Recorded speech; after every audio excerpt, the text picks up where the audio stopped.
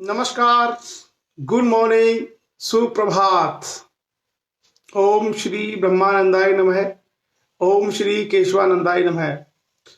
स्वागत है आप सभी लोगों का आज के इस मॉर्निंग सेशन में। और कई लोगों के लिए बिल्कुल असली वाला मॉर्निंग सेशन होगा। बहुत सारे लोग अभी जगह भी नहीं होंगे। और आज इस सेशन को हम लोगों ने इतनी सुबह इतनी जल्दी इसलिए आरंभ किया है कि जो लोग इतने सालों से सो रहे हैं अब कम से कम जाग जाएं। सोने का वक्त नहीं है, बहुत समय हो गया, बहुत वर्षें बीत गई सोते हुए। सो जाग जाइए। और आज आप सब जानते हैं भारतीय इतिहास का ऐतिहासिक दिन है। आज ही के दिन भारत का संविधान बनकर तैयार हुआ था और उसके कुछ प्रावधान लागू हुए थे। इसलिए 26 नवंबर को संविधान दिवस कॉन्स्टिट्यूशन डे के रूप में हम लोग मनाते हैं। तो आज हम लोग बात करेंगे इसी संविधान दिवस के उपलक्ष्य में कि क्या है हमारा संविधान, क्या है इसकी विशेषताएं, कहाँ कहाँ से इसमें कौन कौन से प्रावधान लिए गए हैं, और साथ ही साथ क्यों जरूरी है प्रत्येक नागरिक को, प्रत्येक भारतीय को भारत के संविधान के बारे में जानना। सो मैं उम्मीद करूंगा कि थोड़ी बहुत देर में बाकी और भी जो लोग हैं वो सब जाग जाएंगे। So very good morning once again. और आप लोग अगर बाहर निकल के ना बैठना चाहें तो भी आप अपने बिस्तर में रह के भी सुन सकते हैं। आपको ज्यादा मेहनत नहीं करनी है, बस you have to stay tune with on Facebook live और आप आ जाएंगे। हाँ, अभी क्योंकि बहुत कम लोग जगे होंगे, सो शुरुआती जैसे काउंटिंग होती है इलेक्शन में, शुरुआती चरण में मत पत्रों की गिनती होती है तो बड़ा धीरे धीरे ट्रेंड आता है। उसके बाद आधा घंटे के बाद काफी तेजी से ट्रेंड आना शुरू हो जाते हैं। सो मुझे उम्मीद है कि 6:30 के बाद काफी लोग जग जाएंगे, but nevertheless we will start our topic. So once again welcome to all. और आज हम लोग भारत के संविधान के बारे में चर्चा करेंगे। पहले भी हमने कई बार चर्चा की है भारत के संविधान को लेकर के, और उसके जितने भी प्रावधान हैं सबके बारे में अनुच्छेद 1 से लेकर के 395 तक हमने चर्चाएं की हैं। बहुत सारे लोगों का ये रिक्वेस्ट आया था कि हम लोगों को इंग्लिश में भी चीजें डिस्कस करनी चाहिए ताकि बाकी लोगों को समझ में आ जाए। So today we are going to discuss in bilingual manner. कुछ प्रोविजन हम इंग्लिश में डिस्कस करेंगे और हिंदी में भी उसकी व्याख्या करेंगे। आप लोगों ने देखा होगा कि जब हम भारत के संविधान की जो प्रस्तावना है, जिसको शुरुआत हम कहते हैं, that is called preamble of the constitution of India. तो प्रीएम्बल जब हम पढ़ते हैं तो उसमें लिखा है कि आज दिनांक 26 नवंबर 1949 यानी 26 नवंबर 1949 को हम इस संविधान को अंगीकृत, अधिनियमित और आत्मार्पित करते हैं। मतलब 26 नवंबर बहुत बड़ी डेट है भारत के संविधान के बारे में। सो हम सब लोगों को इस उपलक्ष्य में ये याद भी रहना चाहिए। बहुत बार ऐसा हुआ है कि यहां से प्रश्न भी आते हैं। सो एक एक करके हम लोग चर्चा करेंगे।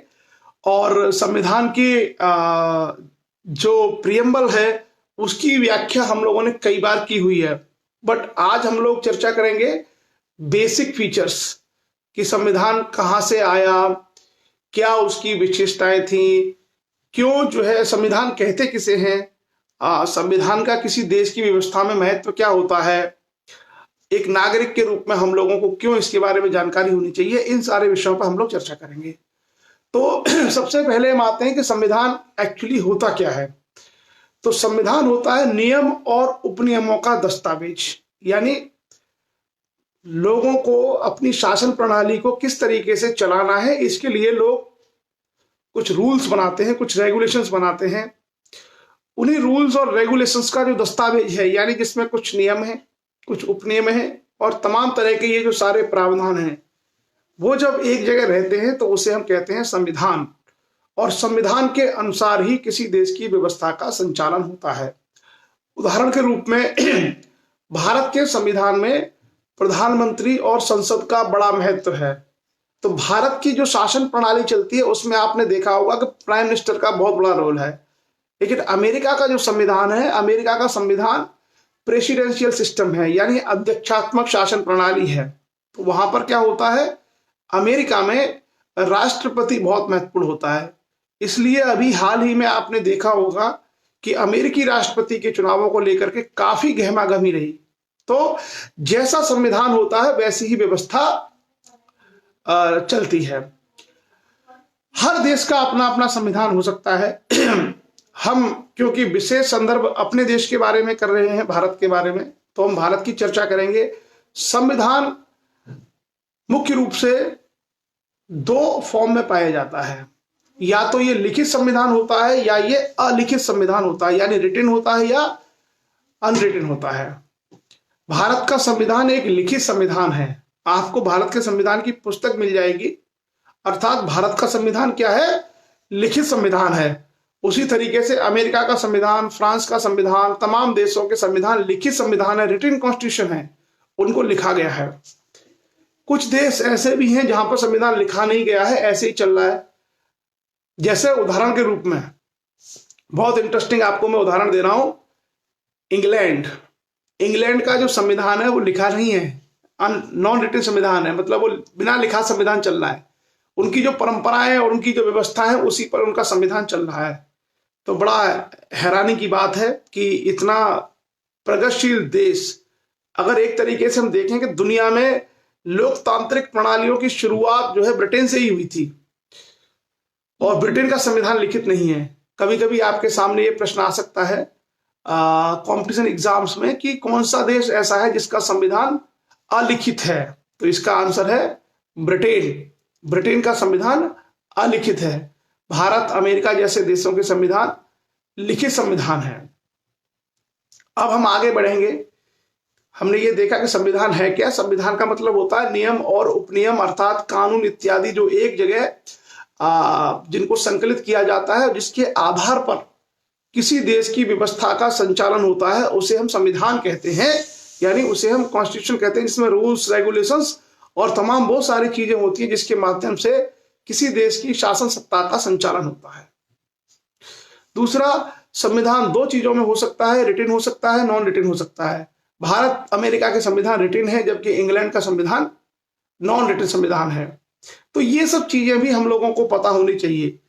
अब हम आते हैं भारत के संविधान के बारे में कि भारत में संविधान एक्चुअली बना क्यों, क्या उसका विकास क्रम था और कैसे डेवलपमेंट हुआ इंडिया में कि कॉन्स्टिट्यूशन होना चाहिए। अगर हम इंडिया की हिस्ट्री की चर्चा करें, which we have discussed earlier, आप लोगों ने देखा होगा कि we have discussed about the ancient India, medieval India and modern India. So we are well aware about the history of India, but you know, in the ancient time and in the medieval time there were monarchy और feudalism in India। बहुत सारे राजा हुआ करते थे अलग अलग क्षेत्रों में, या सामंत हुआ करते थे। बीच बीच में जो विदेशी जो शक्तियां हैं वो भी भारत में आई, उनका मैं आपको क्रम बता दूं। सबसे पहले ईरानी लोगों ने भारत पर आक्रमण किया। ईरानी राजा साइरस ने इंडिया पर अटैक किया था, उन्होंने कुछ क्षेत्रों को जीता।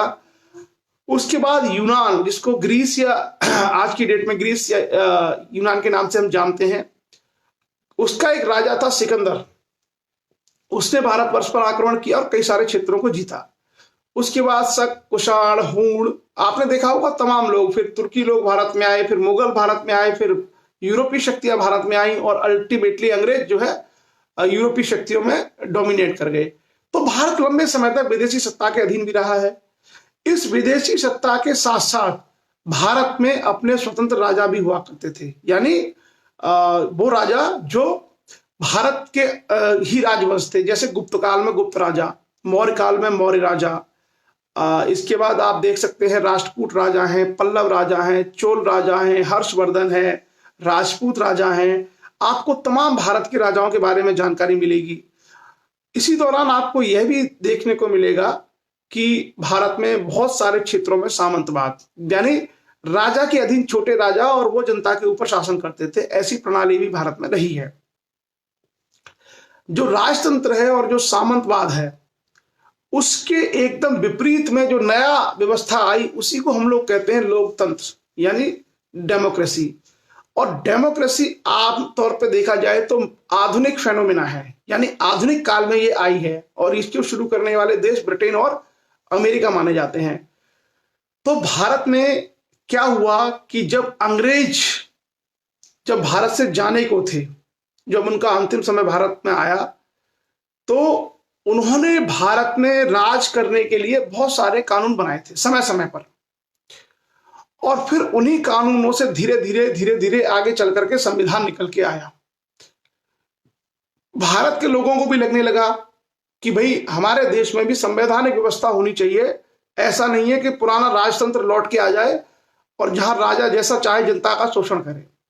तो भारतीयों की जो इच्छा थी, खास करके जो फ्रीडम मूवमेंट में जिन लोगों ने सहभागिता की थी, बड़े बड़े जो भारत के लीडर्स थे जो राष्ट्रीय आंदोलन का नेतृत्व कर रहे थे, वो सब भी चाहते थे कि जनता की इच्छाओं, आशाओं, आकांक्षाओं के अनुरूप ही भारत में व्यवस्था का निर्माण हो। तो उसके लिए स्वाभाविक था कि संविधान अगर बनेगा तो वहां पर सभी लोगों के अधिकारों की सुरक्षा की जाएगी और शासन व्यवस्था के संचालन में लोगों की भूमिका बढ़ जाएगी। कुल मिलाकर के भारत आजादी के समय पर लोकतांत्रिक प्रणाली की ओर अग्रसर हो रहा था। अंग्रेज जो यूरोप में बहुत सारे देशों में, पहले ही आपने देखा होगा कि वहां पर संविधान जैसी चीजें अस्तित्व में आने लगी थी, वहां पर शासन कई सारे नियम और कानूनों से चलने लगा था। तो अंग्रेजों ने अपने भारत में जितने वर्ष तक शासन किया, उस समय तक वो भारत के शासन को चलाने के लिए समय समय पर कानून लाते रहे।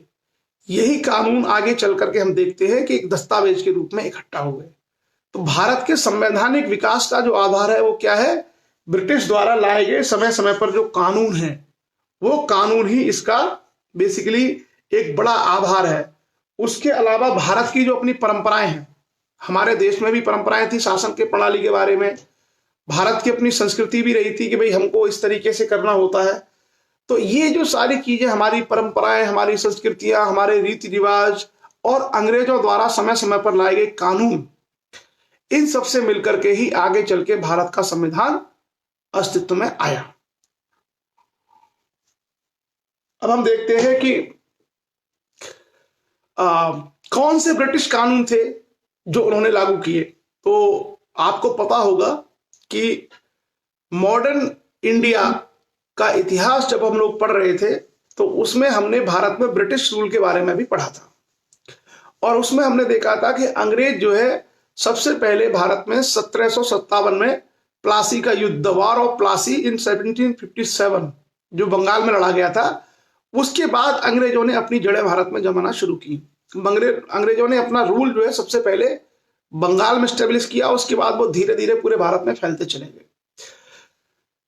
तो भारत में जैसे ही उन्होंने बंगाल में अपना थोड़ा शिकंजा जमाया, उसके बाद उन्होंने कहा कि हमें यहाँ का शासन कैसे संचालित करना है। उसी क्रम में वो कानून लेके आए, और जो पहला कानून अंग्रेज लेके आए उसका नाम था रेगुलेटिंग एक्ट। रेगुलेटिंग एक्ट का मतलब होता है कैसे भारत को रेगुलेट किया जाए। रेगुलेटर जानते हैं आप? आपके जो गैस सिलेंडर में लगा होता है रेगुलेटर, रेगुलेट का मतलब होता है किसी को नियंत्रित करना। तो इसलिए भारत में अंग्रेजों ने भारत के लोगों को नियंत्रित करने के लिए यहाँ की शासन व्यवस्था को कैसे संचालित किए, उसके लिए 1773 में पहला कानून लेके आए जिसका नाम था रेगुलेटिंग एक्ट। और उसके बाद आपने देखा होगा समय समय पर अंग्रेज नए नए एक्ट लाते रहे। रेगुलेटिंग एक्ट आया, उसके बाद 1781 में सेटलमेंट एक्ट आया, 1784 में पिट्स का इंडिया एक्ट आया, उसके बाद आप देखेंगे 1813 का चार्टर एक्ट आया, 1833 का चार्टर एक्ट आया, 1858 का अधिनियम आया जिसमें भारत में 1857 में जब भारत के लोगों ने एक तरीके से अंग्रेजों के खिलाफ झंडा बुलंद कर दिया था, तो अंग्रेज एक नया कानून लेके आए 1858। उसके बाद काउंसिल एक्ट आना शुरू हुए, 1961 का काउंसिल एक्ट, 1861 का काउंसिल एक्ट, 1892 का। फिर आपने देखा होगा कि 1909 में मिंटो मार्ले के नाम से एक कानून आया। फिर 1919 में मॉन्टेग्यू चेम्सफोर्ड सुधार के नाम से कानून आया। फिर उसके बाद आपने देखा होगा 1935 में भारत शासन अधिनियम भारत शासन अधिनियम 1935, जो बहुत बड़ा दस्तावेज था, और लगभग ये माना जाता है कि भारत के संविधान का 2/3 भाग वही है जो 1935 का भारत शासन अधिनियम है। उसके बाद आपने देखा होगा कि भारत में बेबिल योजना, क्रिप्स मिशन आया। उसके बाद जब भारत और अंग्रेजों के बीच में ये लगने लगा कि भारतीयों को सत्ता सौंपनी है, भारत को आजाद करना है, तो भारत की व्यवस्था कैसे हो उसको लेकर के अलग अलग मिशन में मंत्रणाएं हुई, और उसी रूप में कैबिनेट मिशन आया, और कैबिनेट मिशन ने संविधान सभा की सहमति दे दी। उसके बाद इंडिपेंडेंस एक्ट आया, और उससे पहले ही जब कैबिनेट मिशन आया तो भारत में संविधान निर्माण की प्रक्रिया शुरू हो गई। ये सारा एक हिस्टोरिकल बैकग्राउंड है जो मैंने आपको दिया है कि किस तरीके से भारत के संविधान का विकास क्रम है, कैसे भारत का संविधान आगे बढ़ा। अब जो मैंने आपसे कहा कि हमारे संविधान का विकास ब्रिटिश काल की देन है। हमारा संविधान बेसिकली 1935 का जो भारत शासन अधिनियम है, 200 के लगभग आर्टिकल तो उसी में से हैं। बाकी हमारी जो अपनी परंपराएं हैं, भारत की अपनी सोच और संस्कृति है, वहां से है। दूसरे देशों से भी हमने लिया है, बहुत सारे जो देश हैं वहां से भी हमने लिया है। मैं आपको जब बताऊं जैसे हमने कहां कहां से क्या क्या लिया है, एक बार आप ये भी देख लिए। अभी हम विशेषताओं पर जाएंगे कि भारत के संविधान की विशेषताएं क्या हैं। जैसे दूसरे देशों से हमने लिया संसदीय प्रणाली। भारत में एक संसद होती है, तो जो संसदीय प्रणाली है ये हमने ब्रिटेन से ली है, क्योंकि ब्रिटेन के अधीन भारत बहुत लंबे समय तक रहा था, इसलिए ब्रिटेन की जो संसदीय प्रणाली है लगभग वैसी ही हमने ली है। ब्रिटेन में 2 हाउस होते हैं, हाउस ऑफ लॉर्ड्स और हाउस ऑफ कॉमन्स। भारत में भी 2 हाउस हैं, राज्यसभा और लोकसभा। तो कुल मिलाकर के जो पार्लियामेंट्री सिस्टम है वो लगभग हमने इंग्लैंड से लिया है। उसके अलावा भारत में एकल नागरिकता है, यानी आप केवल भारत के नागरिक हैं। आप आसाम के, आप पंजाब के, आप तमिलनाडु के नागरिक नहीं हो सकते भारत में। इंग्लैंड से ही भारत ने इसका भी प्रावधान किया है कि इंग्लैंड में भी एकल नागरिकता है, लेकिन अमेरिका में ड्यूअल नागरिकता है। अगर आप अमेरिका में जाएंगे तो आप एक तरफ अमेरिका के नागरिक हैं, दूसरी तरफ अगर मान लीजिए आपका राज्य है कैलिफोर्निया, तो आप कैलिफोर्निया के भी सिटीजन होते हैं और आपको रखना पड़ता है कार्ड दोनों का। तो ये जो सारी चीजें हैं। उसके अलावा अगर हम अमेरिका से बात करें तो अमेरिका से हमने क्या लिया है, मूल अधिकार, जो सबसे ज्यादा महत्वपूर्ण है संविधान में, जिसकी हम लोग चर्चा करेंगे। अमेरिका से हमने लिया है फंडामेंटल राइट्स। इसलिए आपने देखा होगा अमेरिका जो है अधिकारों के मामले में बहुत एडवांस कंट्री है। अमेरिका में लोग जरा जरा सी बात पर सड़कों पे आ जाते हैं अपने अधिकारों को लेकर के, क्योंकि अमेरिका दुनिया में मूल अधिकार देने वाले देशों में सबसे आगे रहा है। तो मौलिक अधिकार की बात हो या संविधान सर्वोच्च है। भारत में अगर कोई विवाद होगा तो अल्टीमेटली संविधान को सर्वोच्च माना जाएगा। यह भी हमने अमेरिका से लिया है, यानी अमेरिका के संविधान में यह प्रावधान है कि उनका संविधान ही सर्वोच्च है। कोई राष्ट्रपति, कोई प्रधानमंत्री, कोई व्यक्ति सर्वोच्च नहीं है। सर्वोच्च कौन है? संविधान। यह भी भारत ने अमेरिका से लिया है। उसके अलावा न्यायिक पुनर्वलोकन, यानी आपने देखा है कि संविधान में अगर सरकार कोई संशोधन करती है, सरकार मतलब संसद, अगर पार्लियामेंट भारत के संविधान में कोई संशोधन करती है, वो संशोधन सही है या गलत है, इसकी समीक्षा कौन करता है? सर्वोच्च न्यायालय। यह भी भारत के संविधान में व्यवस्था है और यह भी हमने अमेरिका से लिया है। उसके अलावा और क्या है हमारे पास? कनाडा के संविधान से हमने लिया है केंद्र और संघ सरकार का स्वरूप, यानी केंद्र और राज्यों के बीच में जो स्वरूप है वो कनाडा के संविधान से हमने लिया है। और शक्तियों का विभाजन, मतलब केंद्र में कितनी शक्तियां होंगी, राज्यों में क्या शक्तियां होंगी, ये भी हमने कनाडा के संविधान से लिया है। आपने देखा होगा कि फंडामेंटल राइट के अलावा दूसरी जो सबसे महत्वपूर्ण चीज है भारत के संविधान में, उसे हम कहते हैं राज्य की नीति के निर्देशक तत्व। डीपीएस बोलते हैं इनको, directive principle of state policy. ये बहुत क्वेश्चन आते हैं आईएएस में यहां से। इसमें क्या है, ये जो हमने लिया है वो आयरलैंड से लिया है। आयरलैंड बेसिकली एक कंट्री है इंग्लैंड के पास में ही, वहां के जो आयरलैंड का संविधान है उससे हमने लिया है directive principle of state policy DPS. उसके अलावा आपने देखा होगा राष्ट्रपति की निर्वाचन की जो संबंधी प्रक्रिया है ये भी भारत ने आयरलैंड के संविधान से ली है।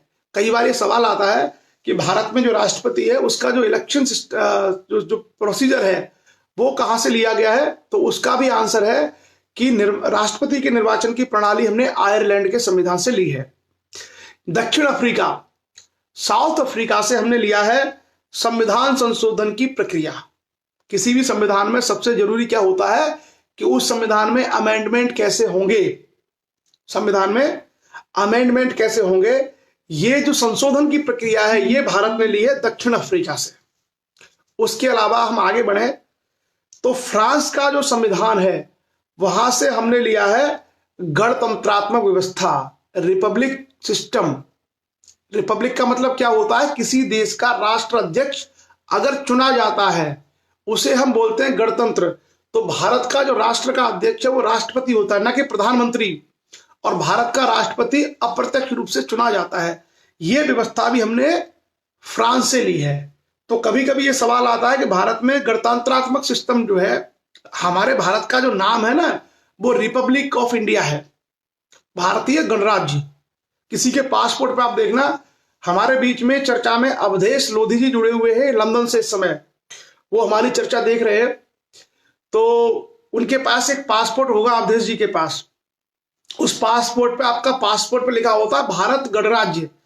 तो गणराज्य का मतलब होता है रिपब्लिक। ये जो गणराज्य है ये गणराज्य की व्यवस्था भारत ने फ्रांस से ली है। तो कभी कभी ये सवाल आ जाता है कि भारत में गणराज्य की व्यवस्था हमने किससे ली है, फ्रांस से। उसके बाद ऑस्ट्रेलिया से हमने लिया है समवर्ती सूची। बेसिकली कानून में 3 तरह के प्रावधान है संविधान में। एक केंद्रीय सूची है जिस पर कानून बनाने की शक्ति केवल भारत की संसद को है।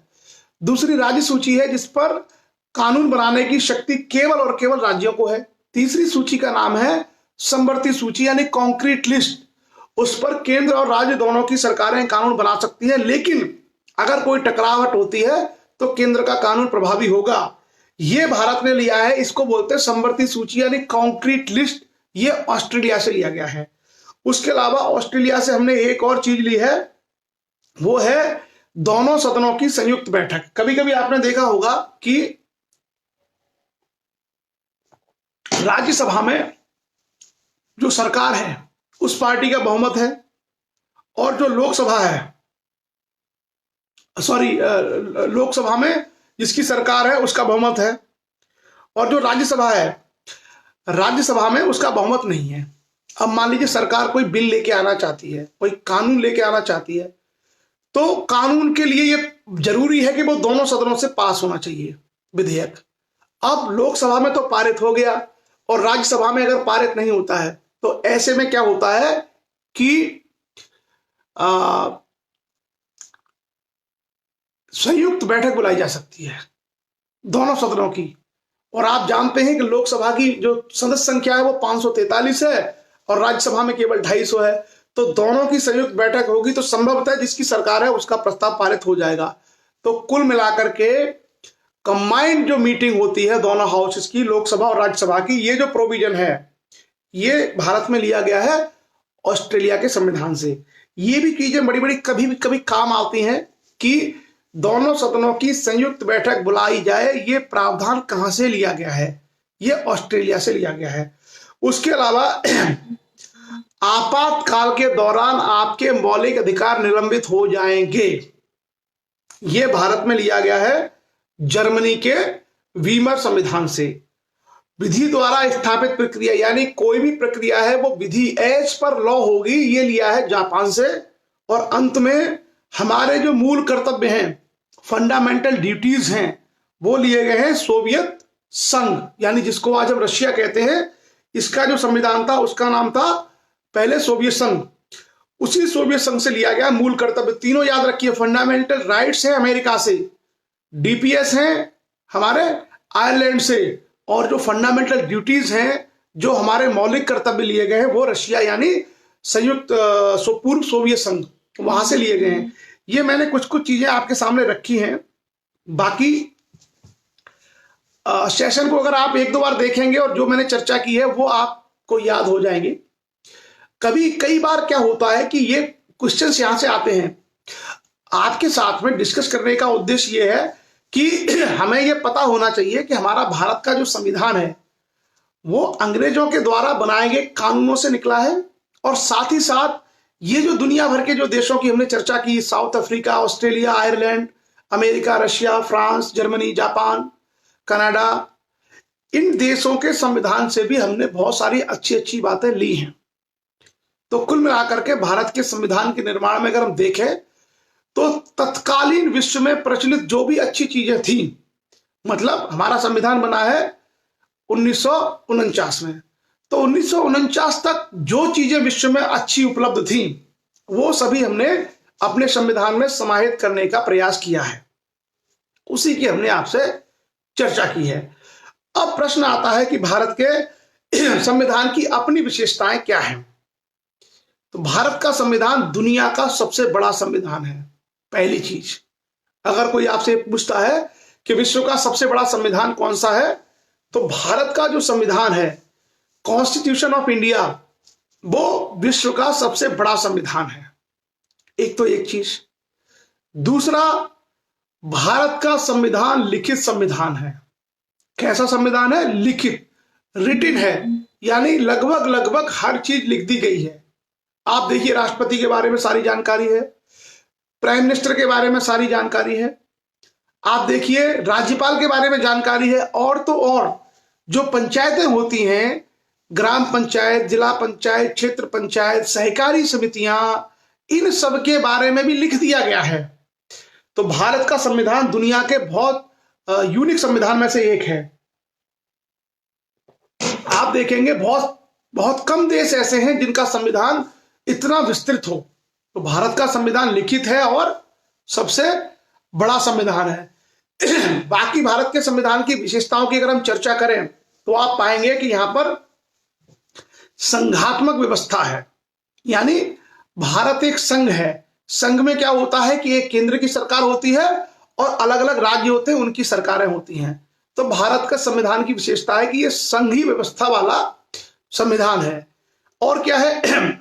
शक्तियों का पृथक्करण है, यानी कार्यपालिका की शक्तियां अलग हैं, विधायिका की शक्तियां अलग हैं और न्यायपालिका की शक्तियां अलग हैं। तो भारत के संविधान में शक्तियों का पृथक्करण है, लेकिन शक्ति संतुलन भी है, यानी कोई भी अंग बहुत ज्यादा पावरफुल नहीं है। जैसे उदाहरण के रूप में मैं आपको बताऊं, भारत में जो संसद है उसे कानून बनाने की शक्ति प्राप्त है। कोई भी कानून अगर भारत में बनाया जाएगा तो संसद बना सकती है।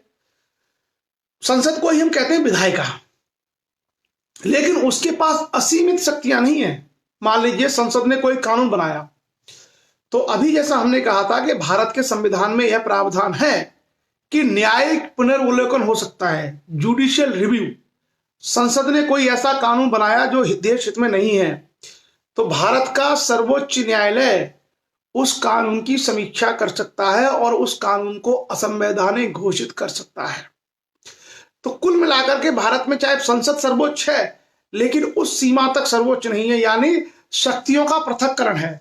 विधायिका यानी संसद, कार्यपालिका यानी ब्यूरोक्रेसी, मिनिस्टर, और आपकी न्यायपालिका, इस सब के बीच में एक संतुलन है, शक्तियों का एक संतुलन है। तो भारत का संविधान अपने आप में एक, जिसको बोलते हैं यूनिक संविधान है, जो बहुत अच्छी विशेषताएं लिए हुए है।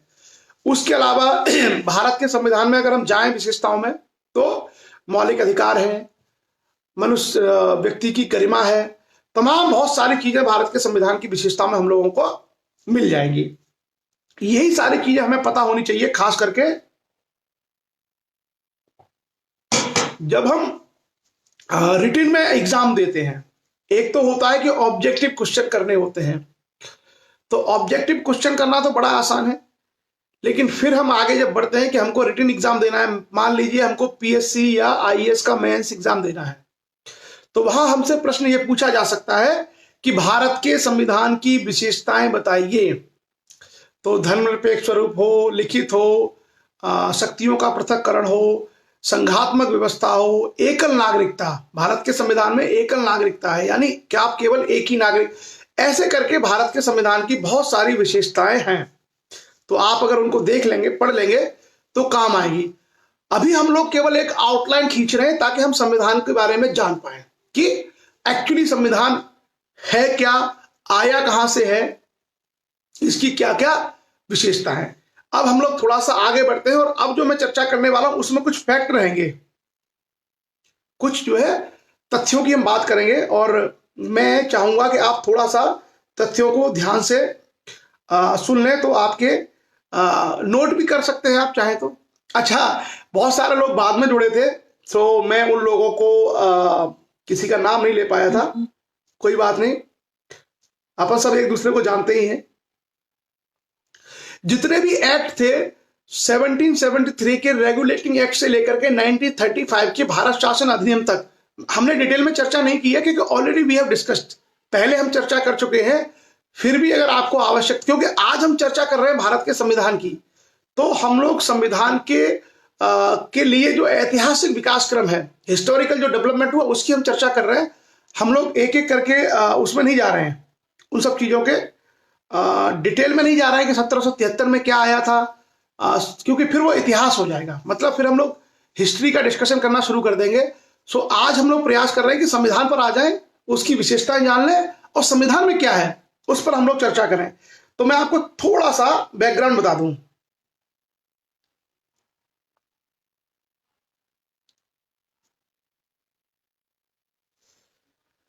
भारत में संविधान सभा के गठन, संविधान भारत का जो बनाया है वो संविधान सभा बनाई है, एक कॉन्स्टिट्यूशनल असेंबली थी, उसने भारत का संविधान बनाया है।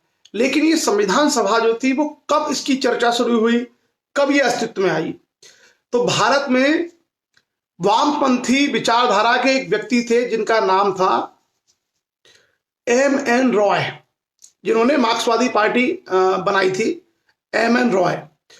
तो M.N. रॉय ने ही 1934 में सबसे पहले ये विचार रखा था कि भारतीयों का अपना संविधान होना चाहिए और इसकी एक संविधान सभा का गठन किया जाना चाहिए।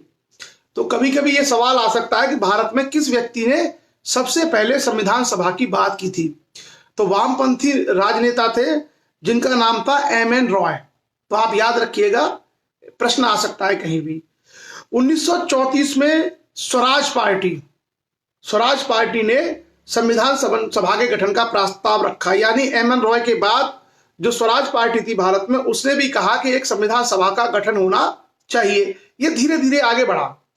उसके बाद 1935 में भारतीय राष्ट्रीय कांग्रेस द्वारा संविधान सभा के आधिकारिक मांग की गई, और 1938 में जवाहरलाल नेहरू ने वयस्क मताधिकार की बात की। कुल मिलाकर के 1930 के बाद ये लगने लगा था कि अंग्रेज भारत से कभी भी जाएंगे, और अंग्रेज अगर चले जाएंगे तो हमारा शासन कैसे चलेगा, हमारी व्यवस्था कैसे चलेगी, ये शुरुआत भारत के लोगों ने कर दी थी।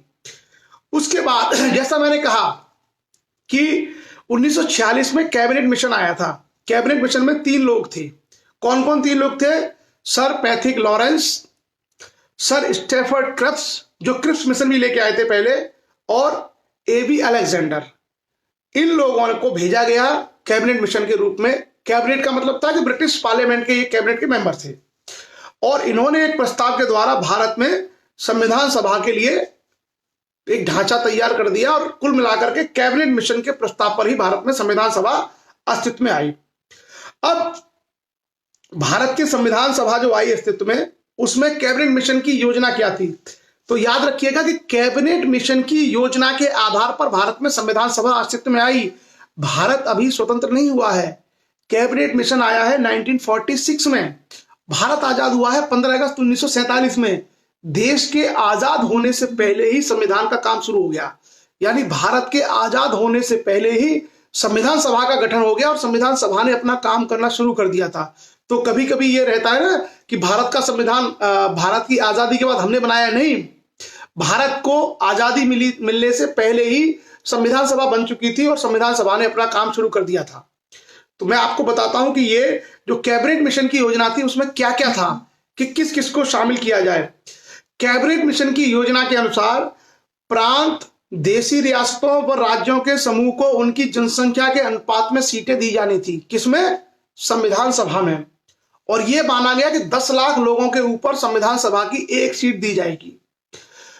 संविधान सभा की कुल 389 सीटों में से ब्रिटिश सरकार के प्रत्यक्ष शासन वाले जो प्रांत थे वहां 296 सीटें थी और देशी रियासतों को 93 सीटें आवंटित की गई।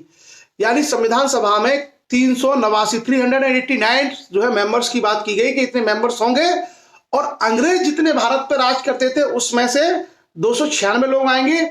और भारत में जैसे राजस्थान में कुछ राजा थे, कुछ दक्षिण भारत में राजा थे, कुछ पंजाब में राजा थे, उन राजाओं से जिनको कहा गया देशी रियासत, बाद में आपने देखा होगा कि सरदार वल्लभ भाई पटेल ने इन सारी देशी रियासतों को खत्म करके भारत में मिला लिया था। तो देशी रियासतों के 93 जो है लोगों को 93 सीटें उनको दी गई, 93 सीट। 296 सीटें जो ब्रिटिश प्रांतों को दी गई, उनमें से 292 का चयन ब्रिटिश भारत के जो गवर्नर थे उनके अधीन था, और 11 प्रांतों में 4 का चयन दिल्ली, अजमेर, मारवाड़, कुर्ग और ब्रिटिश बलूचिस्तान के 4 जो चीफ कमिश्नर के प्रांत थे वहां से आना था। तो कुल मिलाकर के 296 ब्रिटिश जो है जो आधिपत्य था वहां से आने थे। इनका जो चुनाव था वो उसके लिए प्रक्रिया मैं आपको बताऊं, उसका नाम था एकल संक्रमणीय मत पद्धति, जो आजकल आपने देखा होगा राष्ट्रपति चुनाव में जिसका प्रयोग किया जाता है, उसके आधार पर इनका चुनाव होना था। अब आपको बताऊं कि संविधान सभा का चुनाव हुआ, और संविधान सभा का चुनाव हुआ जुलाई अगस्त 1946 में। कुछ काम के फैक्ट हैं, ना भी याद रहे तो भी चलेगा, पर आप सुन लीजिए। जुलाई अगस्त 1946 में चुनाव हुआ संविधान सभा का। 296 सीटों में से भारतीय राष्ट्रीय कांग्रेस, जो आज भारतीय राष्ट्रीय कांग्रेस है, यही कांग्रेस थी उस समय, ये 208 सीटें जीत गई। कितना? 208 आउट ऑफ 296। 296 में से कांग्रेस को 208 सीटें मिली। जो मुस्लिम लीग थी जिसने पाकिस्तान की मांग की थी और बाद में पाकिस्तान ले भी लिया था, उसको 73 सीटें मिली। अभी जो हम बात कर रहे हैं वो हम बात कर रहे हैं यूनाइटेड इंडिया की, यानी उस समय पूरा भारत एक था, पाकिस्तान बांग्लादेश नहीं था। तो कांग्रेस को 208 सीटें मिली। मुस्लिम लीग जिसने पाकिस्तान की मांग की थी उसको 73 सीटें मिली, और 15 सीटें अन्य छोटे छोटे समूहों को मिली। तो कुल मिलाकर के ये हमारा इलेक्शन हुआ, और बाद में पाकिस्तान की मांग को मुस्लिम लीग ने उठाया। मोहम्मद अली जिन्ना ने कहा कि नहीं, हमें पाकिस्तान चाहिए, और पाकिस्तान का आप जानते हैं 14 अगस्त 1947 को पाकिस्तान बन गया। पाकिस्तान बनने के बाद उनके मेंबर उधर चले गए, तो इसकी संख्या घट गई। उसकी चर्चा हम लोग बाद में करेंगे। तो कुल मिलाकर के ये हमारी संविधान सभा बनी, और इस संविधान सभा की पहली बैठक 9 दिसंबर 1946 को हुई। 9 दिसंबर 1946 को भारत की संविधान सभा की पहली बैठक हुई, और उसमें डॉक्टर सच्चिदानंद सिन्हा नाम के एक व्यक्ति थे, उनको अस्थाई यानी टेम्पररी अस्थाई अध्यक्ष बनाया गया। किसका? संविधान सभा का। और उसने संविधान निर्माण का कार्य शुरू कर दिया। 2 दिन के बाद 11 दिसंबर 1946 को डॉक्टर राजेंद्र प्रसाद को संविधान सभा का स्थायी अध्यक्ष यानी परमानेंट स्पीकर बनाया गया। कॉन्स्टिट्यूएंट असेंबली बोलते हैं उसको, संविधान सभा, उसका स्थायी अध्यक्ष बनाया गया। उसके बाद 13 दिसंबर को जवाहरलाल नेहरू ने उद्देश्य प्रस्ताव पारित किया कि यानी हम किस तरह का संविधान बनाने जा रहे हैं, हमारी क्या सोच है, हमारा क्या विजन है। अब आप जानते हैं आज की डेट में आप सब लोगों के पास संविधान है, बहुत बड़ा संविधान है। इसमें आज की डेट में देखें तो 395 तो आर्टिकल है ओरिजिनल, उसके बाद अमेंडमेंट हुए हैं 120 से ऊपर। उसके अलावा आप देखेंगे 22 भाग हैं, 22 आर्टिकल्स, 22 पार्ट है संविधान के, 12 अनुसूचियां हैं संविधान में। तो आप देखिए इतना बड़ा, इतना विस्तृत संविधान, संभव नहीं था कि हर पार्ट की को बड़े आसानी से बना लिया जाए। तो क्या किया गया, इस संविधान को बड़े आराम से व्यवस्थित तरीके से सिस्टमेटिकली लिखा जाए, इसके लिए इसमें समितियों का गठन किया गया। इसमें बहुत सारी छोटी छोटी कमेटी बना दी गई कि ये कमेटी मौलिक अधिकार देखेगी, ये कमेटी केंद्र और राज्यों के संबंध देखेगी, ये कमेटी ड्राफ्टिंग करेगी, ये कमेटी झंडा का स्वरूप क्या हो ये देखेगी। तो ऐसे करके सुविधा के लिए, क्योंकि संविधान सभा में बहुत विशेषज्ञ लोग थे, भारत का उस समय का क्रीम आप कह सकते हैं, इंटेलेक्चुअल्स भरे हुए थे, दुनिया भर के कानून के जानकार, समाज के जानकार, राजनीति के जानकार, बहुत तरह के लोग उसमें थे भारत की संविधान सभा में। तो संविधान अच्छा बने, हर बिंदु पर चर्चा हो और पर्याप्त डिबेट के बाद ही किसी प्रोविजन को शामिल किया जाए ताकि उस पर लोगों की आपत्ति ना हो। तो उसके लिए छोटी छोटी समितियां बना दी गई और वो समितियों ने अपने अपने एरिया में काम करना शुरू किया। और वो समितियां अपनी सारी चीजें करने के बाद वो किसको देती थी? ड्राफ्टिंग कमेटी को, प्रारूप समिति को, जिसके हेड थे डॉक्टर भीमराव अंबेडकर। और फिर वो प्रोविजन संविधान में शामिल किए जाते थे।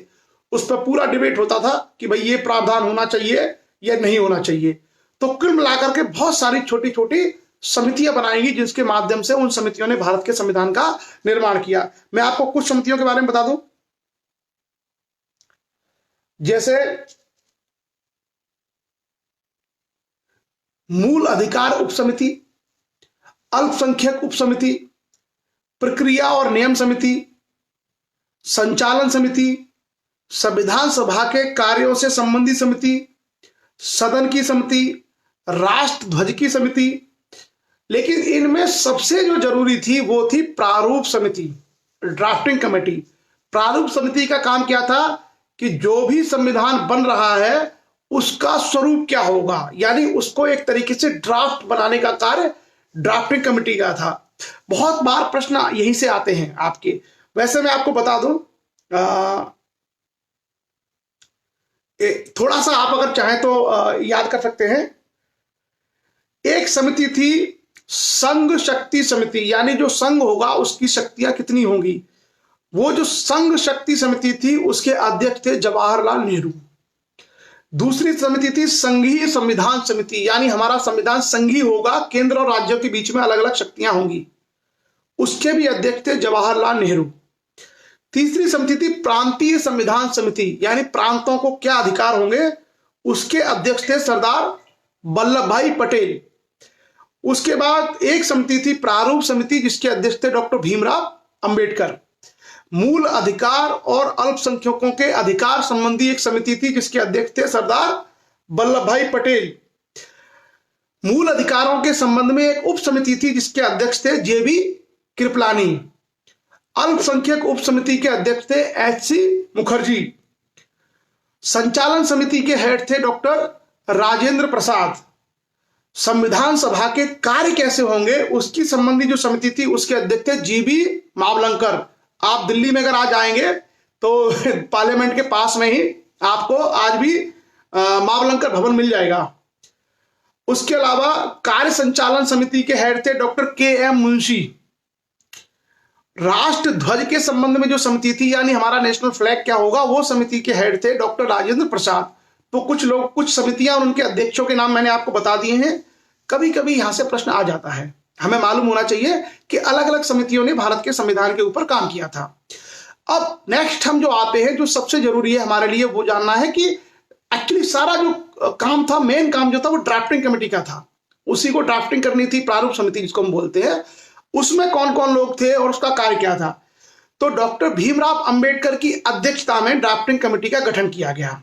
और ये कब हुआ था? इसका गठन हुआ था 29 अगस्त 1947, यानी जब भारत आजाद हो गया 15 अगस्त को, उसके बाद 29 अगस्त 1947 को ड्राफ्टिंग कमेटी का गठन किया गया। और इस कमेटी में शुरुआत में 7 मेंबर थे। कौन कौन मेंबर थे? डॉक्टर भीमराव अंबेडकर इसके अध्यक्ष थे। उसके अलावा एन गोपाल स्वामी आयंगर, अल्लादी कृष्ण स्वामी अय्यर, डॉक्टर के एम मुंशी, सैयद मोहम्मद सादुल्ला, एन माधव और टीटी कृष्णमाचारी। इसमें जो एन माधव थे, इन्होंने एक बीएल मित्र हुआ करते थे शुरू में, वो स्वास्थ्य खराब हो गया था, उनकी जगह पर ही आए थे एन माधव राव। और 1948 में डीपी खोतान करके एक मेंबर थे, उनकी डेथ हो गई थी, इसलिए उनके बाद टीटी कृष्णमाचारी को इसमें शामिल किया गया था और प्रत्येक उस प्रोविजन पे अलग अलग चर्चाएं होती थी और तीसरे वाचन के बाद ही उसको उसमें शामिल किया जाता था। तो कुल मिलाकर के ये एक ऐतिहासिक परिप्रेक्ष्य में हमने चर्चा की भारत के संविधान के बारे में। इससे ज्यादा अगर आपको जानना है तो आप फिर संविधान को पढ़ेंगे, उसके पूरे इतिहास को। अगर प्रतियोगी परीक्षाओं की आप तैयारी कर रहे हैं तो आप पढ़िए। हमारा आज के दिन में केवल यह उद्देश्य था कि हम इसके हिस्टोरिकल बैकग्राउंड को जान लें। उसके बाद हम लोग आगे बढ़ते हैं और अगले सेगमेंट में हम चर्चा करेंगे कि भारत का संविधान की निर्माण की प्रक्रिया 9 दिसंबर 1946 को आरंभ हुई और 26 नवंबर 1949 को भारत का संविधान बनके तैयार हो गया और उसके कुछ प्रावधान लागू भी कर दिए गए। इसलिए भारत के संविधान में जो हमारी प्रियम्बल है उसमें 26 नवंबर 1949 का दिन ही लिखा हुआ है। तो कुल मिलाकर के 2 साल 11 महीने और 18 दिन इतना समय लगा भारत के संविधान को बनने में। कभी कभी यह प्रश्न भी आता है, मुझे लगता है आप में से अधिकांश लोगों को इस प्रश्न के बारे में जानकारी होगी। 2 साल 11 महीने 18 दिन में हमारा संविधान लागू हुआ। अब संविधान जब हमारा बन गया तो उस संविधान के अंदर एक्चुअली है क्या क्या। उस संविधान की शुरुआत होती है भारत के संविधान की प्रस्तावना से। भारत के संविधान की शुरुआत होती है the preamble of the constitution of India. एक और चीज याद रखिएगा कि जब हम इंग्लिश में बोलेंगे तो उसको हम हमेशा द कॉन्स्टिट्यूशन ऑफ इंडिया कहते हैं। उससे पहले द लगाना बहुत जरूरी है क्योंकि ये बहुत स्पेशल है। स्पेसिफिक चीजों के आगे हम हमेशा द लगाते हैं इंग्लिश में। जैसे हिमालय, हम हमेशा द हिमालय बोलेंगे। गंगा, द गंगा। तो आप जब भी भारत के संविधान की बात करेंगे तो आप हमेशा लिखेंगे the constitution of India. Clear. अब हमारा भारत का संविधान आ गया अस्तित्व में और इसके कुछ प्रोविजन लागू हो गए 26 नवंबर 1949 में। इसकी शुरुआत कहां से होती है? प्रियम्बल से, प्रस्तावना से। इसके अलावा क्या है, इसके अंदर कुल 22 भाग हैं, 12 अनुसूचियां हैं, यानी 22 पार्ट्स हैं भारत का संविधान और 12 शेड्यूल है इसमें। और कुल मिलाकर के 395 इसमें आर्टिकल हैं ओरिजिनली, जिसमें से कुछ डिलीट कर दिए गए। उसके अलावा कई सारे भारत के संविधान में संशोधन हुए, अमेंडमेंट्स हुए हैं। 120 से ज्यादा अमेंडमेंट हो चुके हैं अब तक। वो अमेंडमेंट भी किसी न किसी आर्टिकल में ऐड कर दिए गए हैं। देखिए, एक बात हमेशा याद रखिए, संविधान की आप कोई सी भी पुस्तक पढ़ेंगे 395 के बाद आपको 396 आर्टिकल कहीं नहीं मिलेगा। आर्टिकल 395 ही रहेंगे। जो कुछ भी अमेंडमेंट होगा पहले से दिए गए किसी न किसी आर्टिकल में ही होगा। क्लियर। पहले से दिए गए किसी न किसी आर्टिकल में ही अमेंडमेंट होगा। जैसे मान लीजिए हमको दिया गया शिक्षा का अधिकार, राइट टू एजुकेशन। तो राइट टू एजुकेशन अभी आया है 2003 में, तो उसे कहां जोड़ दिया गया? संविधान के अनुच्छेद 21A बना दिया गया, उसको 21A कर दिया गया। 21A कर दिया गया, यानी 21 में ही उसको जोड़ दिया, राइट टू लाइफ में जोड़ दिया गया। तो जितने भी संविधान में संशोधन होते हैं, जितने भी अमेंडमेंट्स होते हैं, वो सारे के सारे अमेंडमेंट्स हमारे कहां होते हैं? किसी न किसी दिए गए आर्टिकल में ही होते हैं। ये बात आप याद रखिएगा। कई बार कंफ्यूज हो जाते हैं, लोगों को लगता है कि भारत के संविधान में 120 से ज्यादा है तो संशोधन हो चुके हैं। इसका मतलब यह है कि अगर 395 आर्टिकल पहले थे और 120 अमेंडमेंट हो गए तो अब तो आर्टिकल 500 हो जाने चाहिए या 450 हो जाना चाहिए। ऐसा नहीं है। कुल मिलाकर के हमारे आर्टिकल्स वही रहेंगे। अच्छा, एक और चीज आप याद रखिएगा, केवल संविधान के जो आर्टिकल हैं, अनुच्छेद, उनको ही सिर्फ आर्टिकल कहा जाता है। बाकी संविधान के अलावा भारत में जितने कानून हैं, चाहे वो इनकम टैक्स एक्ट है, चाहे वो आईपीसी है, सीआरपीसी है, वन कानून है, जितने भी कानून हैं, उन सब के लिए आर्टिकल शब्द का प्रयोग नहीं होगा। उन सब के लिए सेक्शन वर्ड यूज होगा। क्या होगा? सेक्शन। याद रखिएगा, आर्टिकल केवल और केवल भारत के संविधान के लिए उपयोग में होता है। बाकी जितने दूसरे कानून हैं वो सारे कानून संविधान से निकलते हैं। जैसे भारत में फॉरेस्ट एक्ट है, भारत में इनकम टैक्स एक्ट है, भारत में आईपीसी, सीआरपीसी, तमाम तरह के एक्ट हैं। उन सारे एक्ट में जो प्रोविजन होते हैं उसको हम कहते हैं सेक्शन। क्लियर? जैसे आमतौर पर हम कहते हैं धारा, तो संविधान में होता है अनुच्छेद और बाकी कानून में होता है धारा। जैसे आईपीसी की धारा इतने इतने के तहत मुकदमा दर्ज होगा। देखा आपने? कभी आपने ये नहीं देखा होगा कि आईपीसी के अनुच्छेद इतने के अनुसार ये केस लगा।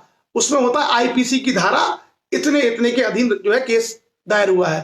तो याद रखना हमेशा कि कानून में जो है हमेशा जो भारत का संविधान है, भारत के संविधान में हमेशा आर्टिकल शब्द का प्रयोग होता है। अब हमने जो चर्चा की कि प्रियम्बल, भारत के संविधान की प्रियम्बल, और प्रियम्बल से आगे फिर धीरे धीरे हम बढ़ेंगे आर्टिकल 1, 2, 3, 4, 5। हम देखेंगे किस पार्ट में क्या आता है। 22 पार्ट्स हैं, तो किस पार्ट में क्या आता है ये भी हम देखेंगे। उसके अलावा हम ये देखेंगे कि भारत के संविधान में अलग से 12 शेड्यूल, अनुसूचियां हैं। उन 12 अनुसूचियों में क्या क्या दिया गया उसकी भी हम लोग चर्चा करेंगे। ऑलरेडी हम लोग बहुत सारी चीजों के बारे में चर्चा कर चुके हैं, लेकिन फिर भी हम लोग फिर से एक चर्चा कर रहे हैं। और because today we have our constitution day, आज हमारा संविधान दिवस है। और आज ये लाइव सेशन लेने के पीछे एक हमारा उद्देश्य है कि सब लोगों को ये पता चल जाए कि हमारा संविधान दिवस होता कब है। भारत का संविधान दिवस 26 नवंबर को होता है। तो ये सारी चीजें हमें पता रहनी चाहिए। अगर उसी दिन हम लोग सेशन लेंगे तो इजी हो जाएगा और याद हो जाएगा। सो चलिए, अब तक की हिस्टोरिकल चर्चा हमने की। Now let's start with the preamble of the constitution of India. शुरू करते हैं। और जैसा मैंने कहा कि जैसे जैसे सुबह होती जाएगी रुझान तेजी से बढ़ेंगे। Initially when we started at 6 a.m. we have around 100 participants in that live session and now we have 294. So सुबह जब हमने 6 बजे शुरू किया था तो हमारे पास लगभग 100 लोग थे। और अभी आप देखिए जैसे जैसे काउंटिंग हो रही है हमारे पास लोगों की संख्या बढ़ती जा रही है। अब हमारे पास लगभग 300 लोग चर्चा में जुड़ चुके हैं। मतलब कुछ लोग देर से जगे हैं, पर बहुत कुछ नहीं है। वो सेशन को अगर देख लेंगे बाद में तो उनको वो हिस्टोरिकल बैकग्राउंड सारी मालूम पड़ जाएगी। और जिस पॉइंट पर आगे हम शुरू करना चाहते हैं वहां तक वो बड़े इजीली पहुंच जाएंगे। मैंने बहुत गहराई में और बहुत डेप्थ में चर्चा इसलिए नहीं की है क्योंकि बहुत गहराई और बहुत डेप्थ में चर्चा हम करें तो वो उन लोगों के लिए काम आएगी those who are preparing for civil services और अदर कॉम्पिटिशन एग्जाम्स। हमारी चर्चा में बहुत सारे लोग आम लोग हैं जिनका काम है संविधान की जानकारी होना, जिनको पता चलना चाहिए कि हमारी व्यवस्था क्या है। मतलब उनको एग्जाम वगैरह नहीं देने हैं, बट उनको लगता है कि हमें पता होना चाहिए। तो हमने कोशिश की है कि इंपॉर्टेंट चीजों को टच करते हुए हम लोग काम की कोई बात छूटे नहीं और संविधान की बेसिक बातों को हम जान जाएं।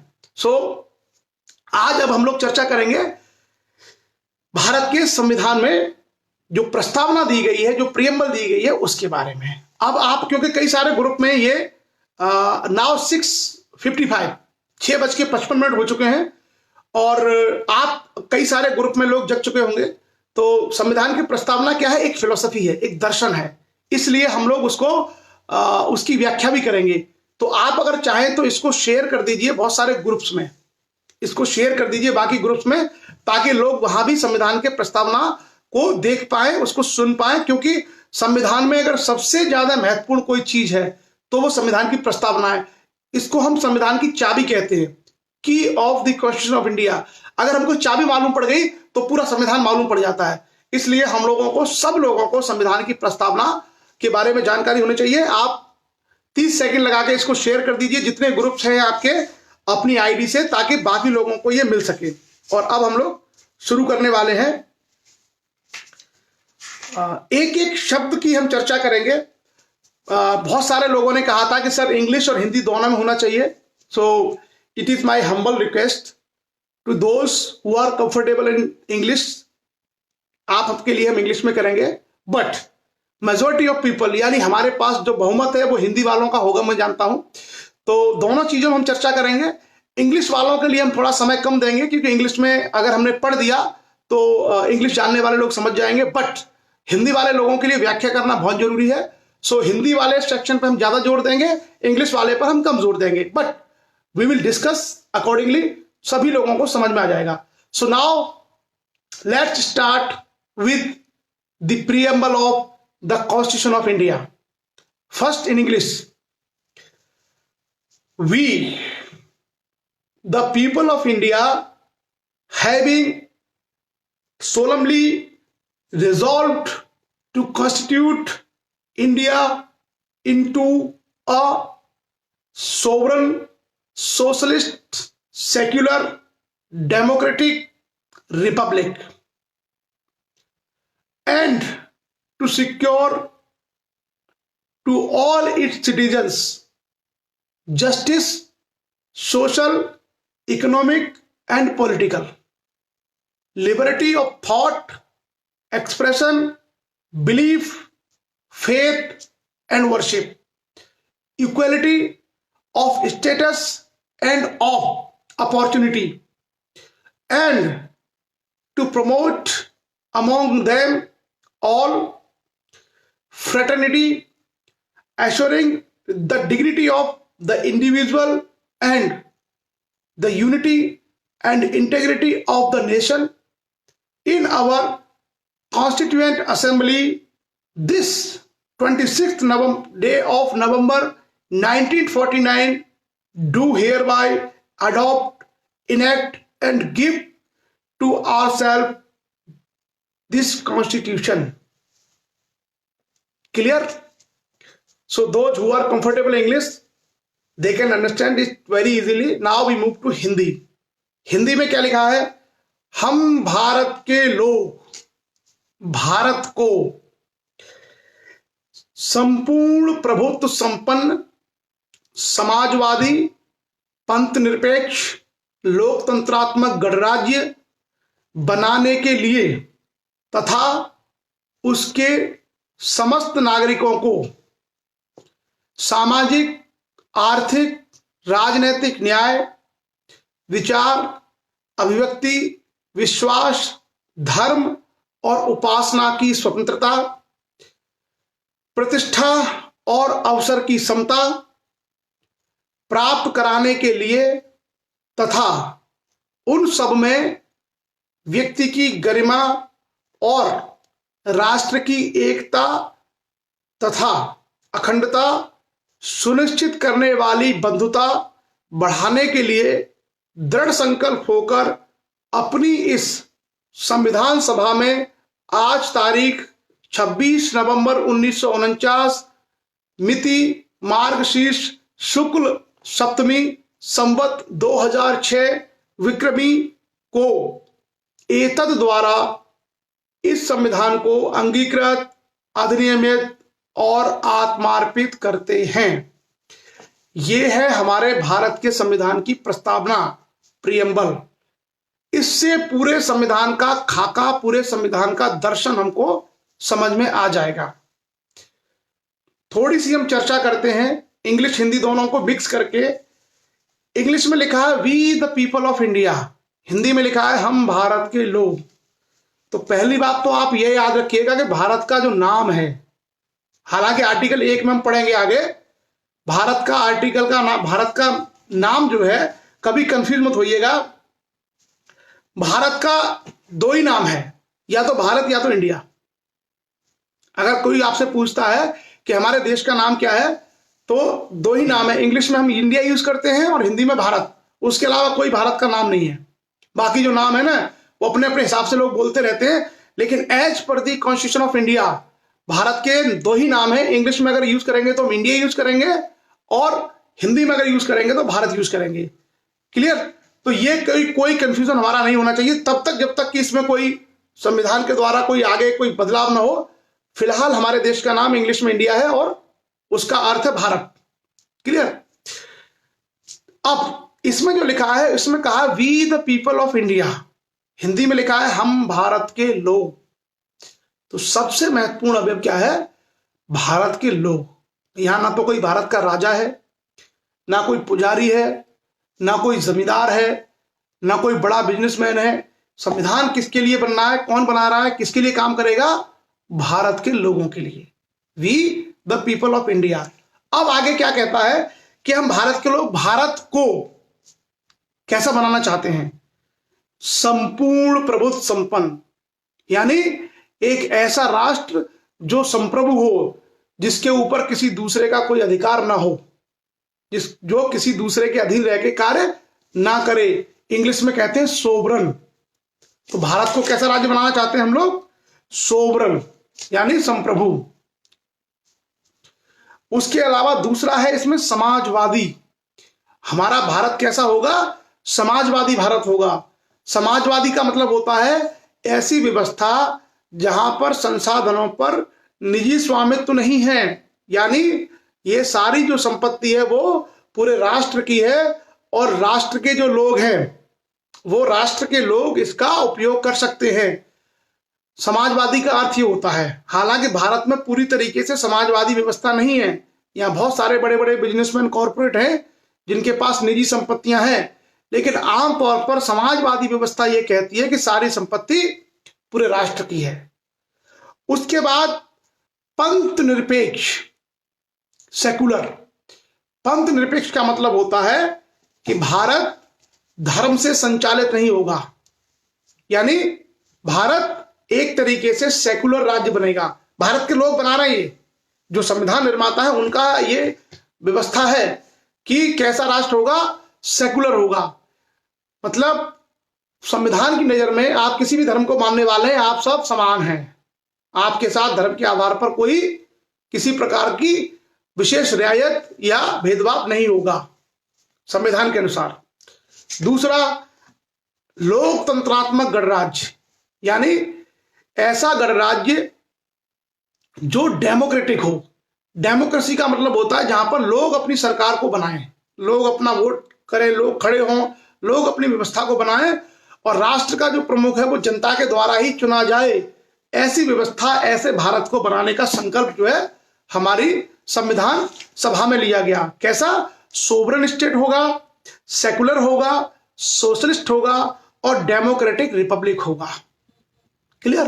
तो ये जो चार वर्ड हैं कभी कभी आ जाते हैं, सोवरेन, सोशलिस्ट, सेकुलर और डेमोक्रेटिक रिपब्लिक। कभी कभी पूछा जा सकता है कि भारत के प्रियम्बल में कैसे भारत की संकल्पना का विचार व्यक्त किया गया है। कई बार यहां से सवाल आ जाते हैं डायरेक्ट। उसके बाद आगे हम बढ़ते हैं और आगे यह कहा गया है कि तथा उसके समस्त नागरिकों को, यानी भारत के जो सभी सिटीजन हैं उनको क्या मिलना चाहिए? तो सबसे पहली चीज है सामाजिक, आर्थिक और राजनीतिक न्याय। इंसान के जीवन में सबसे बड़ी चीज है जस्टिस। जस्टिस मिलना चाहिए, न्याय मिलना चाहिए। और किस तरह के जस्टिस की बात की गई है? इसमें जस्टिस है आपका सोशल जस्टिस, उसके बाद है इकोनॉमिक जस्टिस और उसके बाद है पॉलिटिकल जस्टिस। तो भारत में सबसे पहले सोशल जस्टिस को रखा गया है।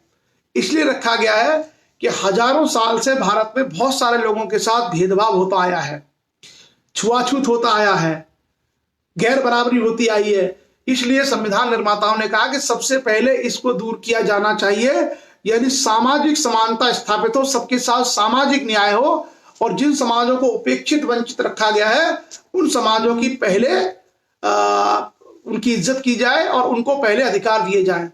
तो इसलिए भारत के संविधान में क्या है? न्याय स्थापित करने की बात की गई है नागरिकों को, और सबसे पहले सोशल जस्टिस यानी सामाजिक न्याय की बात की गई है। उसके बाद कहा जो गरीब रहे हैं, जो वंचित रहे हैं, उनके लिए आर्थिक न्याय सुनिश्चित हो। और तीसरा है पॉलिटिकल जस्टिस यानी राजनीतिक न्याय। राजनीतिक न्याय का मतलब है कि सभी नागरिकों को राजनीति में जाने का और अपने पैरों पर अपनी अपनी व्यवस्था को बनाने का यह व्यवस्था करेगा भारत का संविधान। भारत का संविधान व्यवस्था करेगा सभी नागरिकों को इस तरह के न्याय को प्रदान करने की। उसके बाद क्या आता है?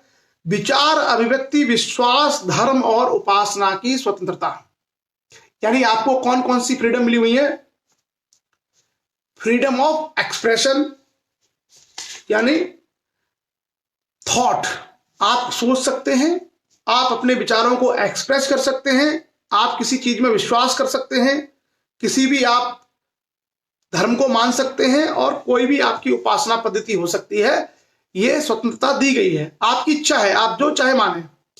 यानी आप सोच सकते हैं, आप कह सकते हैं अपनी बात को, आप किसी धर्म में विश्वास कर सकते हैं, आपकी कोई उपासना या पूजा पद्धति हो सकती है, लेकिन ये चर्चा हम आगे करेंगे कि यह असीमित नहीं है, इन सब पर सीमाएं हैं। कुल मिलाकर के यहां पर जो दिया गया है कि आपको इतने प्रकार की स्वतंत्रता दी जाती है। उसके अलावा और क्या है नागरिकों के लिए? प्रतिष्ठा और अवसर की समता, यानी equality of status end of opportunity, यानी सभी लोगों को अपनी प्रतिष्ठा की समता मिलनी चाहिए, इक्वलिटी मिलनी चाहिए और डिग्निटी। उसके अलावा अवसर, सबको अवसर मिलने चाहिए। कोई ऐसा नहीं है कि कोई व्यक्ति गांव में पैदा हुआ है और उसको आईएएस बनने का अवसर ही ना मिले या वैज्ञानिक बनने का अवसर ही ना मिले। ये भारत के संविधान की प्रस्तावना ही सुनिश्चित करती है कि आपको ये इक्वलिटी मिलेगी, ये समानता मिलेगी। उसके अलावा प्राप्त कराने के लिए था उन सब में व्यक्ति की गरिमा, डिग्निटी ऑफ इंडिविजुअल रहनी चाहिए। मतलब हर व्यक्ति का जो जीवन है वो गरिमामय है और वो डिग्निटी जो है रहनी चाहिए। राष्ट्र की एकता और अखंडता, कोई भी काम आप करेंगे एज ए सिटीजन तो राष्ट्र की एकता यानी unity and integrity of India, ये संविधान की प्रस्तावना में भी दिया गया है कि किसी भी रूप में राष्ट्र की एकता और अखंडता को नुकसान नहीं पहुंचा सकते। इसको सुनिश्चित करने के लिए, सुनिश्चित करने वाली बंधुता बढ़ाने के लिए, यानी ऐसे सारे काम करने वाली बंधुता भाईचारा बढ़ाने के लिए हम कृत संकल्प होकर अपनी इस संविधान सभा में आज दिनांक 26 नवंबर 1949 को इस संविधान को अंगीकृत, अधिनियमित और आत्मार्पित करते हैं। यानी इस संविधान को हम अंगीकार करते हैं, हम इससे शासित होंगे और हम इसको अपने हृदय में संजोते हैं। ये सारी की सारी जो चीजें हैं हमारे संविधान की प्रस्तावना में दी गई हैं। हालांकि प्रस्तावना पर चर्चा करने के लिए हमें बहुत सारा समय चाहिए, मतलब हम काफी समय लगा सकते हैं अगर इस पर डिस्कस करें, लेकिन कुल मिलाकर के हम लोगों को कुछ बातें जाननी चाहिए। पहली बात कि भारत की का जो नाम है वो बड़ा स्पष्ट हो जाता है प्रस्तावना से। दूसरा, we the people of India, यानी सब कुछ we the people of India है, कोई इंडिविजुअल नहीं है, कोई पार्लियामेंट नहीं है, कोई और नहीं है, कोई प्राइम मिनिस्टर नहीं है, कोई प्रेसिडेंट नहीं है। मेन क्या है? We the people of India, यानी हम भारत के लोग। तो सबसे जरूरी है कि जो ये सब कुछ है वो भारत के लोगों के द्वारा है या भारत के लोगों के लिए है, या तो भारत के लोगों के द्वारा है या भारत के लोगों के लिए है। अब भारत के लोगों को इसमें क्या क्या करना है, कैसा भारत बनाना है, उसमें दे रखा है कि हमारा भारत कैसा होना चाहिए। हमारा भारत होना चाहिए उसमें सोवरेन होना चाहिए, यानी संप्रभु राष्ट्र होना चाहिए। हम क्योंकि ये संविधान जब बनना था तो उस समय कुछ समय अंग्रेज थे भारत में, कुछ समय के लिए फिर चले गए थे। तो हमारा भारत संप्रभु भारत होगा, यानी सोवरेन स्टेट होगा, हम किसी के अधीन नहीं होंगे। दूसरा, सोशलिस्ट होगा, यानी हमारी अप्रोच समाजवादी होगी ताकि गरीब वंचित लोगों का हम कल्याण करें। तीसरा, हमारा सेकुलर होगा, यानी धर्म से हमें कोई मतलब नहीं है, हमारे राज्य का धर्म से कोई लेना देना नहीं है। व्यक्तिगत रूप से आप किसी धर्म को माने, कोई विश्वास करते हैं, कोई पूजा करते हैं, वो आपका मसला है, लेकिन भारत राष्ट्र का धर्म के मामले में कोई मतलब नहीं है। भारत राष्ट्र धर्मनिरपेक्ष राष्ट्र होगा, यानी वहां पर एक तरीके से धर्म को राज्य से अलग कर दिया गया है। और कैसा भारत बनाने जा रहे हैं हम लोग, जिसमें डेमोक्रेटिक रिपब्लिक यानी लोकतंत्रात्मक गणराज्य होगा। लोग ही तय करेंगे कि सरकार कैसे बने, लोग ही राष्ट्र का अध्यक्ष यानी राष्ट्रपति इत्यादि की भूमिका सब लोगों के द्वारा होगी। लेकिन जो नागरिक हैं उनको भी कुछ मिलेगा। क्या मिलेगा? उनको स्वतंत्रता मिलेगी, लिबर्टी मिलेगी, जो मैंने चर्चा की आपको, उनको जस्टिस मिलेगा, उनको इक्वलिटी मिलेगी। उसके अलावा उनके अंदर हम ऐसी फीलिंग डेवलप करेंगे भाईचारे की, ब्रदरहुड की, ताकि वो राष्ट्र की एकता और अखंडता, integrity, unity and integrity of India के लिए काम करें। और ऐसे संविधान को हम लोग अपनाते अंगीकार करते हैं। तो मैं पुनः आप सब लोगों से एक छोटा सा निवेदन करूंगा कि आज हमने हिस्टोरिकल बैकग्राउंड देखा और संविधान की प्रस्तावना के ऊपर हमने चर्चा की, क्योंकि हम लोग इसके ऊपर चर्चा पहले भी कई बार कर चुके हैं। मैं आप सब लोगों से आज संविधान दिवस के उपलक्ष्य में, आज 26 नवंबर है, तो मेरा आप सब लोगों से निवेदन है कि संविधान की प्रस्तावना को आप याद कर लीजिए। जैसे किसी को कोई गायत्री मंत्र याद होता है, किसी को कुछ और याद होता है, उससे ज्यादा महत्वपूर्ण है ये किसी भी मंत्र से, किसी भी श्लोक से, किसी भी पूजा पद्धति के भजन से कई गुना ज्यादा महत्वपूर्ण है भारत के संविधान की प्रस्तावना। ये अगर आपने याद कर ली तो एक तो आपके दिमाग में हमेशा संविधान का विजन क्लियर रहेगा कि हमारे संविधान की फिलॉसफी क्या है। दूसरा, बहुत सारे सवालों के जवाब अगर हम इसकी व्याख्या करेंगे तो हम दे पाएंगे। बहुत सारे सवाल, जैसे इसमें कहा कि सोशल जस्टिस, अब सोशल जस्टिस पर हम डिबेट करने लग जाए तो हमारा 4-6 घंटे का समय जा सकता है कि सोशल जस्टिस एक्चुअली होता क्या है। अगर हम डेमोक्रेटिक रिपब्लिक पर आ जाए तो उस पर हम 4-6 घंटे बहस कर सकते हैं कि डेमोक्रेटिक रिपब्लिक क्या होता है। भारत में सोशलिज्म को जो है अपनाया गया संविधान में, समाजवाद को, उस पर हम चर्चा कर सकते हैं। पंथ निरपेक्ष सेकुलर राज्य को अपनाया गया, उस पर हम चर्चा कर सकते हैं। लेकिन अगर हमें संविधान की प्रस्तावना याद रहती है तो हम उस प्रस्तावना में से अगर कोई भी कहीं चर्चा होती है या कोई भी जानकारी की बात आती है तो हम लोग बड़े आसानी से उसको इंटरप्रेट कर सकते हैं, उसकी व्याख्या कर सकते हैं। तो आप सब लोग आज संविधान दिवस के उपलक्ष्य में संविधान की प्रस्तावना है, मुझे लगता है ज्यादा नहीं है, 7-8 लाइन है, और अगर एक दिन मेहनत करेंगे तो याद हो जाएगी, क्योंकि हम लोगों ने बार बार चर्चा की है। तो आप इसको याद कर लीजिए, ये बहुत काम आती है और यहां से हमारी एक सोच विकसित होती है एक नागरिक के रूप में, कि एक नागरिक के रूप में हम देश के बारे में किस तरीके से सोचते हैं, हमारी व्यवस्था किस तरीके से है, और इस व्यवस्था में जो प्रावधान किए गए हैं उसमें हम अपने अधिकारों और कर्तव्यों का सामंजस्य बिठाते हुए अपने विकास के लिए कैसे अग्रसर हो सकते हैं। तो आज के सेशन के लिए मुझे लगता है पर्याप्त है इतना, क्योंकि बाकी अगर हम और आगे बढ़ेंगे तो पीछे वाली चीजें हो सकता है फिर मिस हो जाएं। आज के सेशन में हम केवल संविधान की प्रस्तावना तक रखेंगे और आगे हम लोग श्रृंखला आरंभ करेंगे फिर संविधान के अनुच्छेद 1 से, आर्टिकल 1 से, और फिर उसी तरीके से हम लोग व्याख्या करते हुए आगे तक जाएंगे। तो मुझे उम्मीद है कि संविधान दिवस के उपलक्ष्य में सुबह सुबह 6 बजे एक अच्छा हमारा सेशन आपके लिए रहा होगा, और जब कोई खास दिन होता है उस दिन अगर उसके बारे में जानकारी दी जाए तो बड़ी उपयोगी होती है और सब लोगों के लिए काम भी आती है। और जैसा मैंने कहा कि भारत में अगर सबसे महत्वपूर्ण कोई दस्तावेज है तो इस देश का संविधान है, इसलिए प्रत्येक नागरिक का कर्तव्य है कि वो नागरिक उसको जाने, हम उसको पढ़ें, हम उसको समझें, और उसमें ही हमारे प्रगति के, हमारे विकास की सारी संभावनाएं छुपी हुई हैं। तो हम तभी कर सकते हैं कि जब हम उसके बारे में जानें, और ये बहुत मुश्किल काम नहीं है। इसको अगर हम थोड़ा सा गहराई से पढ़ें तो बड़े आसानी से हम चीजों को समझ सकते हैं, उन्हें कर सकते हैं। तो आज सुबह सुबह 6 बजे मैंने आपको जगाया, और उसमें से बहुत सारे लोग तो बहुत अर्ली मॉर्निंग जग के बैठ गए, कुछ लोगों का तो 5:30 बजे मैसेज आ गया कि सर हम लोग तैयार हैं। तो ये कहीं ना कहीं एक सुखद बदलाव की ओर एक संकेत है। कोई समाज अगर सुबह 6 बजे के संविधान पर चर्चा करना शुरू कर देता है तो उसकी प्रगति को कोई नहीं रोक सकता। ये हमारे अंदर अगर ये डिवोशन आ जाए, अगर हमारे अंदर ये कर्तव्य परायणता आ जाए कि हम सुबह 6 बजे अर्ली मॉर्निंग नवंबर के महीने में भी उठ के पढ़ सकते हैं, चर्चाएं कर सकते हैं, तो ये हमारे लिए बड़ा पॉजिटिव साइन है। आमतौर पर लोगों में आलस्य होता है और लोग सोचते हैं कि चलो बाद में देख लेंगे, लेकिन आप सब लोगों ने एक कर्मठता का परिचय दिया है।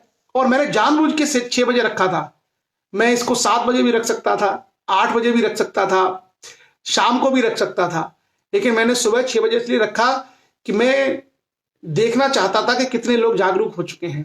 सो आई एम वेरी हैप्पी कि इतनी बड़ी संख्या में लोग सुबह से उठ के बैठ गए, और आप लोगों को इस देश के संविधान को समझने की एक तीव्र अभिलाषा है, और साथ ही साथ एक नागरिक के रूप में आप जागरूक हुए हैं, आप अपने अधिकारों को लेकर के सजग हुए हैं, और ये कहीं ना कहीं एक बेहतर समाज का संकेत है कि भविष्य में हम लोग बहुत अच्छे नागरिक बनने जा रहे हैं और बहुत अच्छे समाज का हिस्सा हम बनने जा रहे हैं, और हमारे समाज में जो विसंगतियां हैं, जो कमियां हैं, जो समस्या हैं, उसको भी हम दूर करने जा रहे हैं।